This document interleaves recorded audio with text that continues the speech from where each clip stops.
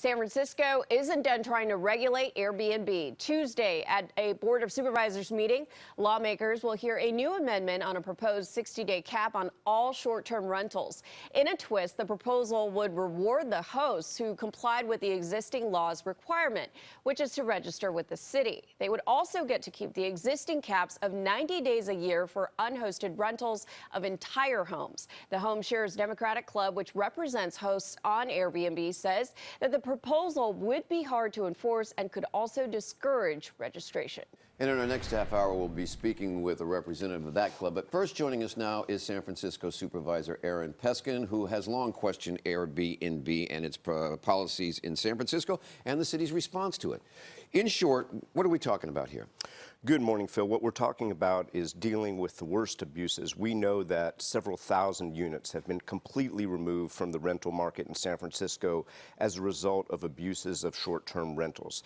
This is a common sense law proposed by the President of the Board of Supervisors that would cap rentals for both hosted and unhosted properties at 60 days a year, enough that people can help make ends meet. We're not trying to put that genie back in the bottle, but we will be able to recapture a couple of thousand units that have been permanently removed from the market. A study shows 72% of the short-term rentals in San Francisco of whole units are 60 days or less. We're trying to deal with the abuses that are in the other 30%. It's common sense. So what law. you're talking about is people that take their units off the market and basically turning them into de facto hotel rooms and rent them out. That is correct. Illegal 24/7 hotels, or people who are exceeding 90 days, individuals who are renting out multiple units, people who are buying up 3- and 4-unit apartment buildings, kicking people out and turning them into 24/7 hotels. This is aimed at that. Okay, but caught in the crossfire, what about the individual people who live in their houses and such and are renting out rooms? They have an extra room. What about them? Well, first of all, people can rent out rooms in their house. I mean, this has always been true. You can sublet a room in your house. Short-term rentals, you know what I'm talking about. If you want to turn them into short-term rentals, you get 2 months a year. That's a day, more than a day a week.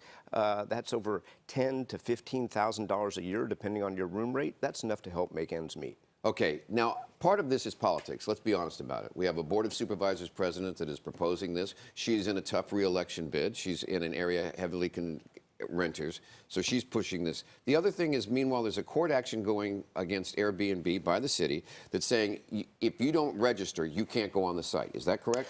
Airbnb is suing the city because the Board of Supervisors unanimously passed a law which would allow our regimen to be enforceable. Airbnb doesn't want to be enforced against. They've sued the city. That was heard on October the 6th in federal court. Right. We are awaiting a decision. So the city wants you have to register with the city before you can appear on the website. That's correct. And they want Airbnb to not put anybody on that's not registered. If Airbnb agrees to that, do you see this cap changing? I doubt it. Remember that out of the 10,000 or so short-term rental hosts, less than 2,000 of them have registered thus far. But no, it's time for Airbnb to be a good corporate citizen, the other short-term rental platforms to be good corporate citizens, to work with the city. There are cities around this country, including in the Bay Area, that ban short-term rentals entirely. As a matter of fact, they were illegal in San Francisco up until 2 years ago. It's time for Airbnb to stop being arrogant and start working with the city for the best interests of everybody. We'll see what happens. It's also interesting because a lot of people enjoy renting out their places and they use Airbnb, and it's very popular, and that's one of the reasons why we're here right now. A 60-day hard cap on Airbnb rentals is being proposed in San Francisco. Tuesday at the Board of Supervisors meeting, lawmakers will take up the new amendment. It was introduced by Board of Supervisors President London Breed. In a twist, the proposal would reward the hosts who complied with the existing law requirement, which is to register with the city. And joining us now is Peter Kwan, co-chair of the Home Sharers Democratic Club. Peter, do you rent out your house or your room, or what's the deal? Yes, I do. I'm a host myself. And you're a retired teacher? That's correct. Okay, so how often do you rent out? Well, it varies from time to time. You know, during the summer, it's busier because it's the holiday season. During the winter months, it's less busy. So what's wrong with a 60-day cap? Well, it's just too extreme. I mean, the voters of San Francisco voted on Prop F last year, so the year ago, and they voted Prop F down by double digits.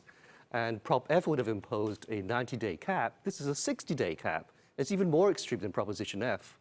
Moreover, I can understand that the registration rates need to be improved. But we don't think that this will actually improve the registration rates. Because to cut everybody's right to host down to 60 days will just deter people from coming into the system. And it won't actually encourage people to get registered.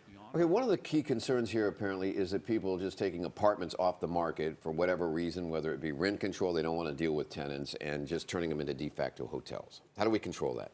Well, the law in place already does allow for penalties and fines for people who abuse the system.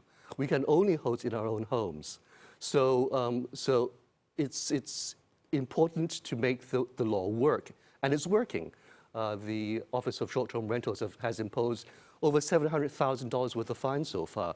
And I can understand the concerns that the people of San Francisco have about the housing crisis, that hosting should not have a significant impact on people's ability to rent a unit.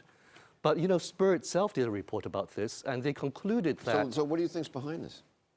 Well, I'm not a sophisticated politician like Supervisor Peskin, so I can't read into their minds. But, you know, it's a real shame that the local politicians is basically using the lives of hosts, and many of us rely on home sharing income to get by, to use our lives as a chessboard to play out their political games. In San Francisco, it's all politics, okay? Can we establish that as well? Of course. All right, thank you for joining us this morning. This is a debate that's going to be going on for a while, and we'll likely have you back.